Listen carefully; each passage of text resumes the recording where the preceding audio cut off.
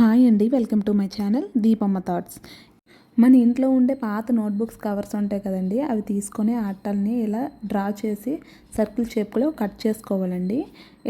ఇలా వీడియోలో చూపించినట్టు కట్ చేసుకున్నాక దాన్ని మళ్ళీ ఫోల్డ్ చేసుకొని ఫ్లవర్ షేప్లో మనం డ్రా చేసుకోవాలి. డ్రా చేసుకున్న దాన్ని మళ్ళీ కట్ చేసుకుంటే అది మంచి ఫ్లవర్ షేప్ వస్తుంది. ఇలాంటివి మనం 3 తీసుకోవాలి, 3 పీసెస్. వాటిని కలర్ వేసుకోవాలన్నమాట. అంటే వైట్ కలర్ అట్టలు కదండి అవి, వాటిని కలర్ వేసుకోవాలి. నా దగ్గర గ్రీన్ కలర్ పేపర్ అయితే ఉంది, అందుకని నేను గ్రీన్ కలర్ దానికి పెయింట్ వేయట్లేదు. ఇలా పెయింట్ చేసుకున్న తర్వాత మిడిల్లో అలా ఫోల్డ్ చేసి కట్ చేసుకోవాలి. అన్నట్టు ఇది పెయింట్ వేయడం ఇష్టం లేని వాళ్ళు A4 షీట్స్ ఉంటాయి కదండి కలర్వి, వాటితో కూడా చేసుకోవచ్చు. నేనైతే మిగిలిపోయిన అట్టతో చేశాను కాబట్టి నేను దీనికి పెయింట్ చేశాను. ఇవైతే ఇలా తీసుకున్న తర్వాత దానికి దియాలో ఫిక్స్ చేసుకోవాలి. ఇంతేనండి వీడియో. చూసారు కదా ఎంత సింపుల్గా అయిపోయిందో.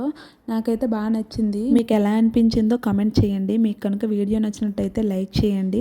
ఇలాంటి మరిన్ని వీడియోస్ కోసం సబ్స్క్రైబ్ చేసుకోండి. బాయ్.